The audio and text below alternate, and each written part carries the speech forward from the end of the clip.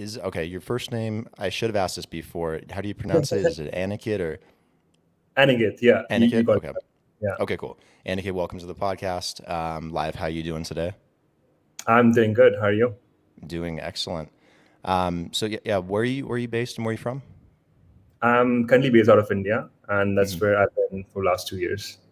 Okay, very cool. And you told me off the podcast before we started going live and recording that you were in China previously, correct? Yeah, yeah. Prior to COVID, I was in China. I was studying there. So 2 years I studied there and also worked there for a bit. And then during the COVID times, got stuck in India and been stuck here, I think, for the last 2 years now. Okay, got it, got it. So yeah, before we jump into everything, tell me more about yourself, your backstory. How did you get into the space and how did you get to Biconomy? Yeah, totally. I think for me, it's been over more than 5 years into the space. I'm actually an engineer. I graduated in 2015. Then for a year, I was mostly involved in my family business. It's a kind of a traditional business back in India. But got bored of it and took a bold move to go to China. Fortunately, I was awarded with scholarship from Fudan University, as a part of which I was there in Shanghai for about a year and a half. Very first month in the course, I'll say I happened to be the right place at the right time because things were just starting up in China. So there was a small crypto meetup organized by now, crypto OGs from China, including the likes of Da Hongfei, Bobby Lee, and Sunny Lu. So they're talking about Bitcoin and the impact it can have, in the currency world. And at that time, it didn't make any sense to me. But at the same time, demonetization happened in India. I don't know any of you guys know about what happened back in 16. So our government kind of they abandoned the currency notes in India and they Hmm. introduced new notes. Oh, That I got remember that. Yeah, I do remember that. Where they were doing that to thwart crime and drug dealing, right? Or was there another reason? mostly, I think, money laundering and black marketing. So that's something Hmm. why they kind of banned it. So that got me thinking more into the Bitcoin, and that was, I'll say, the entry point for me in the space. Uh, uh, Few months into the learning of crypto, I started working for Binance. I'll say I was one of the first employees at Binance, more of an intern when it was just getting started. So it's back in 17 when they were doing an ICO. I joined the team pretty early. I was there for about 6 months, helped them in marketing, and also learned a lot about crypto, everything over there. Then, unfortunately, Binance had to leave China because Chinese government cracked down on exchanges and other crypto companies, and Binance had to locate offshore. Oh, also, I had to leave Binance because of that. That got me into thinking whether I should be in China or move back to India. I was still on a student visa and still kind of figuring it out. Decided to move back to India and get involved in the Indian crypto ecosystem. So for initial few months, I was majorly helping projects in a personal capacity in business development, also making overseas connection, and also investing in Indian projects back then. Now, of course, they are like billion-dollar projects, including the likes of Polygon Hmm. and Marlin. So that's where I started my journey, helping out Indian projects and also working closely with them. Uh, but I always had a hunch inside me to do something in the space, something that can actually drive mainstream adoption. Because we were talking to all these projects back then, and one of the key bottlenecks and pain point, all of them were saying that they're not getting users into the applications and protocols they're building. So that got me into thinking, and that was kind of the start of Biconomy and how I got started with it. Very cool. Yeah, what was the purpose that you guys, for why you guys decided to start Biconomy? Like, what was the main reason you guys wanted to set that up? Yeah. So as I said, like I was sort of investing in all this and working with all these projects back then. Hmm. Uh, and one of the key problems all these protocols told us that they're not getting users onto their applications what they're trying to build. And and I was always of the opinion that if it's going to be that complicated, we won't be seeing crypto going anywhere. Sachin, who's my co-founder right now, I met him in one of the events in India. We got into thinking. He comes from a very traditional, software background, worked for Samsung and MakeMyTrip, which is one of the unicorns of India. And we had kind of a similar vision regarding things, that can actually drive mainstream adoption in the space. So I called up Ahmed. Ahmed is co-founder CEO at Biconomy right now. So we've been studying together back in Shanghai. So Sachin, Ahmed, and I, we kind of all got together, late 2018, and then we were thinking, and we kind of brainstormed a lot regarding how this can be compared to a normal Web2 application world when they were getting started. Back in 2016, 6, 7, when we had all these applications, Facebook, Spotify, etc., building up, there were like a lot of infrastructure level tools that were required to make mass stream adoption happening. So we were very impressed by how AWS, Heroku, Stripe kind of simplified the development process for the developers. And we thought of this same method should be replicated in crypto as well if you want to see mass adoption happening. And that was the main mission towards starting Biconomy, to kind of lead a multi-chain, simplified world where end users can use all these applications without knowing blockchain is being integrated at the back end. So what's the surface level explanation for Biconomy for those that aren't, as blockchain inclined yet? I do have the website pulled up at the same time here, which is pretty cool. So good job with that. And this is something we are revamping actually. So in 15, 20 days, you're going to see like a new branded version of it. Oh, so but you'll have a new website. It's going to be coming, but I think it does the job. So for like people who are not very much into crypto, or just to simplify what we're trying to do, we call ourselves as Stripe of crypto, where we come in the back end and we simplify the transactions, for developers and end users into the space. Mm-hmm. So think of us as, we build plug and play SDKs and APIs that can be integrated into any application, and we solve the transaction level problems for the end users. So crypto has like a lot of transaction level problems, that involves stuck transactions, involves payment, having the right amount of Ethereum to pay fees, insane amount of gas fees for every transaction, and cross-chain transactions are always a miss. So think of us as a multi-chain relay protocol that is solving the transaction level problem in the space. And that's something, we've been laser focused for last 2 years in building.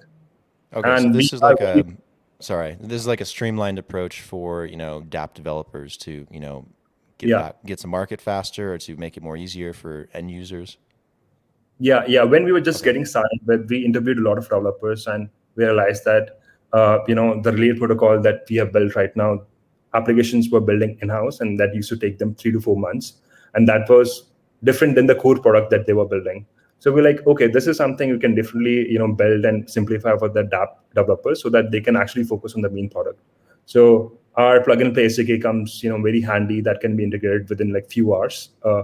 And believe me, like applications who have integrated Biconomy within like 2 or 3 days after the first call, they have gone live with us. So we are very developer friendly, and that's something, we are very focused on to make the life easy. It says you can onboard in seconds without paying gas. How do you avoid gas fees? Is there like a process beyond that? So yeah. So it's a very good question.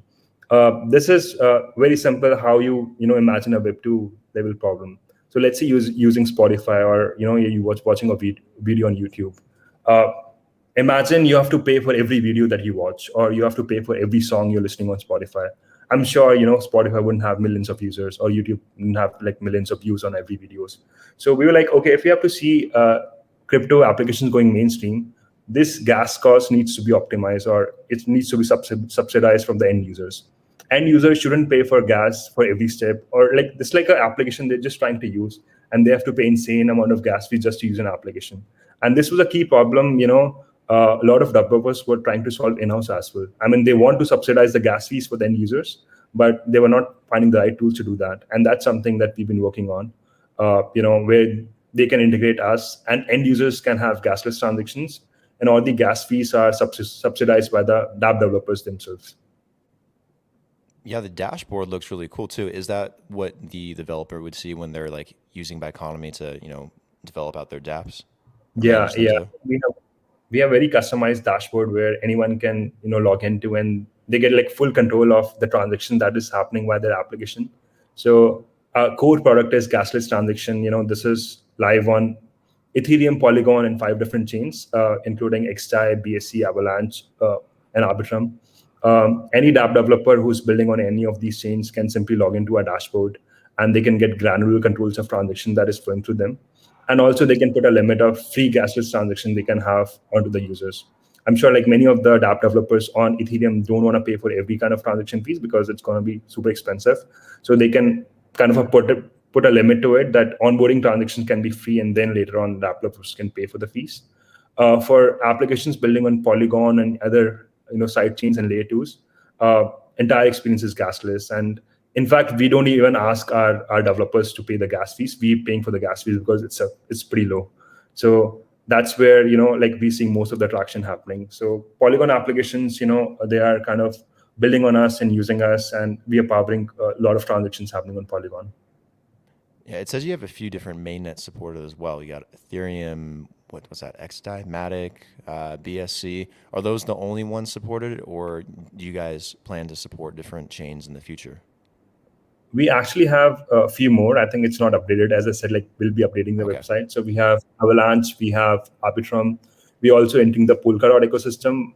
We just introduced launch a partnership with Edgeware, and we also got grant from Moonbeam. So we are live on like multiple chains. And the coolest thing about the platform is, it's very agnostic. So we're not married to any chain. Wherever we see developer activity happening, our integration process just takes like few days. We move our entire infrastructure over there and target the developers over there. So we took early bets on Polygon Extra, and that's where we're getting most of the demand from. But we are also expanding to different chains, and we're seeing like a lot of demand coming from Arbitrum side and BSC side things as well. What kind of use cases do you have? I just clicked on your tab, so I'm kind of creating some questions as I go because it's kind of an interesting layout for the website. Yeah, what kind of use cases do you guys have currently, or who have you been working with, or have been using you guys? We have kind of a very holistic use case with, we have clients from DeFi applications to gaming applications to social tokens to NFTs. But what we are seeing mostly is, from the DeFi side of things, dexes such as DeFi and, Curve, in fact, integrated when we just launched, back then. Perpetual protocol, they're using us to simplify the transactions on the platform. So this is majorly we're seeing mostly on the DeFi side of things. On gaming side of things, we are seeing, platforms such as Zrun, Decentral Games, they're kind of using us because they want to because most of the users on these platforms are not very crypto savvy users. These are like a mix of both crypto and non-crypto savvy users. And for them, they want to have more kind of a mainstream one-click transaction experience. So we kind of power all of them. So we are actually live on 30 plus applications. It's only like a few right now. And we are doing on an average 30 to 40K transactions on a daily basis. So most of the tractions come from Polygon and Lato side of things, but we also live on Ethereum mainnet. Okay, got it. Do you plan to potentially use mainnets for some other popular blockchains like Cardano, for example, or EOS, or Tron, or I don't know. There's so many of them out there. But do you guys plan to expand to like a bunch of them, or do you want to focus like on a specific few? I think that's a really good question. And for us, developer activity matters the most. As I already told you, like our infrastructure is very EVM compatible. So supporting any EVM compatible chain is not a problem for us. We tried expanding to Tezos as well, and our platform is going to be live over there pretty soon. So for us, it's pretty simple. Like wherever we see developers, we go there, and we are kind of building picks and shovels of the industry. So for us, any developer trying to build an application on a EVM compatible chain or a mainnet chain, you can see Biconomy helping them and making that option, more mainstream. Think of us as this kind of an invisible layer that is plugged onto the main layer or the side layer that actually complements the existing chain and also the developers building on that chain. Like that is where we see Biconomy. And we truly imagine a multi-chain in ecosystem where Biconomy setting the transaction foundations of all of these chains. So that's something we're very excited about, and we've been working for the last 2 years. Yeah, it sounds very exciting. You guys are doing a lot of cool stuff. I have a question though outside of Biconomy. What's it like, trying to run a crypto or blockchain-based company out of India? Because I know that they've, gone back and forth on banning crypto. I know they haven't been super friendly towards it. Does that create like any kind of hurdle or regulation or obstacle that you have to get through in order to do something like that? Or is it kind of just more hot air being blown? I think India, when we were just getting started, it was kind of at that time it was extremely gray area where they were like, they'll be banning crypto, and there was like a lot of negative sentiments, in the community. So at that time it was a bit of a setback because we were not able to get the right support from the community, from the media, even from our family that, whether you're doing the right thing or not. Hiring was always a difficulty. Like whenever we used to hire a job, put job postings around crypto jobs, developers used to say that they want to keep a mile away from crypto. So a year it was like that. We didn't register ourselves in India. We were like registered in Singapore, and it's a global team right now. So it made sense to have a neutral locality. But after DeFi summer, we see like a lot of development happening in India.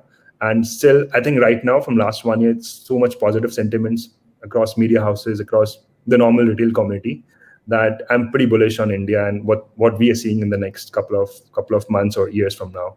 Polygon definitely set up the wave in India, giving inspirations to a lot of companies like us and also the emerging developers. And last 6 to 8 months, we already have seen, what sort of applications and protocols can emerge from India. So right now, from the developer standpoint and the community standpoint, things have been like pretty positive, and a lot of new emerging developers want to see themselves in crypto. From the regulatory standpoint, it's still a kind of a gray area. Sometimes they say, yeah, they promote crypto. Sometimes they say they don't promote crypto. But that is not stopping from companies like us to building and, like keep on exploring the space. Yeah. Do you see the government putting out any kind of regulation or, promoting it or having some type of positive impact on it at any point in the future or near future? Or do you think they're going to always be a little combative? Because they haven't really changed their stance yet. So they put a kind of a ban statement back in 2018 when they kind of banned Bitcoin. But in 2020, they actually removed the ban. They didn't say it's legal or it's illegal, but it's still in the positive side of things. So we always talk to a lot of media houses and the emerging newspapers right now, and a lot of these government agencies are actually looking at the positive side of things on crypto.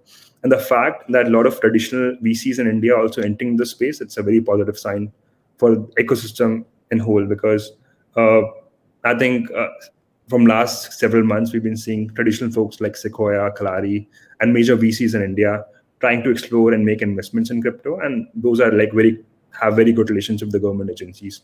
So I'm more on the positive side of things, but it's still going to take some time. It's something that we can't expect in a month or 2 months time from now. Yeah, well, you guys got such a big economy and such a big growing population there, and they're very young on average. So it'd be a shame if they didn't come around to it at some point. So I imagine they will. It's just, probably a matter of time. Absolutely, absolutely, and the energy and the passion that we are seeing from the young developers is something I haven't seen in the last 5 years. All these emerging protocols, call it Aave, call it any other like top tier protocol outside India as well. You see like a lot of Indian developers working over there just because of the remote setup that we're having. So sentiments have been like pretty positive, and definitely we see like a lot of good things coming from the government side in the next coming months or years. Yeah, you guys seeing a lot of growing interest, among the population as well? Like, are people like asking more questions, wanting to do something in it or work in the space? Yeah. As I said, like traditional VCs, traditional monies, trying to get into crypto. Those VCs who always used to stay a mile away from crypto or crypto projects, or they were like, okay, crypto is not in their thesis, or they'll never touch crypto. They have started making investments in crypto companies, and also started to have the right structure to make investments and also add more value to the crypto companies. So on that side, things pretty positive. And also media has done a good job in the last few months, where they have educated the community regarding the importance of crypto and the impact it can be having. So that kind of a changes that we are seeing in the last few months in India. Very cool. Yeah, one more question before we start wrapping it up, wrapping up the episode. Tell me what the roadmap looks like for Biconomy. Like, what do you guys have planned the rest of the year in terms of, building out the platform, new launches, new updates, key dates? What should people be aware of? Yeah. So as I said, Gasless makes our product is live and being integrated around 30 plus applications. So one cool thing happened, as we were integrating with different applications, a lot of these applications were majorly on layer twos, including Polygon, XI, and other chains. And they were like, okay, you have actually done a tremendous job in improving the UX. We're getting more users because of you. And, community just love, gasless transactions. But one of the key bottleneck is how do we get users onto L2s? Because if you have, move your asset from Ethereum to L2, it takes ages to make it happen. And withdrawal is another it's another ball game. So we were like, okay, if you want to make, things more mainstream, if you want to improve, more, if you want to provide a better transaction experience, That is something we can also solve. And a new kind of a product evolved from the existing product, and it's kind of related to the cross-chain transactions. So we kind of trying to give a experience where you can easily move your assets from L1 to L2, using our instant bridge. And once you add on L2, you can have cashless transactions. So this way, we can truly, imagine the multi-chain ecosystem that we are trying to achieve, where people can easily move assets from one chain to another chain without coming to know like which base chain they're trying to use. So this is something we've been working for last 6 months, and we are very excited to launch the V1 of this product in the next couple of weeks. It's called Hyphen, and the entire team is very excited. And we have a couple of launch partners that will be announcing pretty soon. Will be working with us on this project. And another cool thing that's happening from our side is introducing Biconomy token. So far, all the transactions that we've been relaying have been happening on a centralized side of things, where we were the one relaying all these transactions. In fact, like we had this milestone that okay, if we reach 1 million transactions by Q2, we can think of decentralizing our network. But we are just completing our 4 million transactions, and every month we are seeing kind of exponential growth happening. So we have kind of reached to a tipping point where we can think of decentralizing our network. And moving forward, next 6 to 8 months going to be spent on how we can make our network more decentralized and introduce Biconomy token. So have a action-packed year ahead of us, where a new product is launching. We also decentralizing a tech and also introducing a token. So a lot of cool things, and we are super excited about how things gonna roll out. Sweet. What's the token called? It's called Bico. Bico. Okay. Yeah. When's that planned to be launched? Do you guys have a tentative date yet, or? So we are thinking of somewhere in Q4, this year. Actual dates we haven't decided yet, but yeah, somewhere in Q4 is something that we are thinking of launching it. Sweet. Okay. Yeah, I'll keep an eye out for that. Yeah, Sure. actually, one more question. Where do you guys have a community? Like, are you guys on Discord, or are you on Telegram, or I don't know where else people go for this crypto stuff, but I'm pretty sure it's always on Discord or Telegram. Yeah, we have Discord, Telegram, Twitter, everything. Most of the retail investors are on Telegram. We keep on doing this AMAs and campaigns and meme contests for anyone who's interested and like to see like what we're trying to do.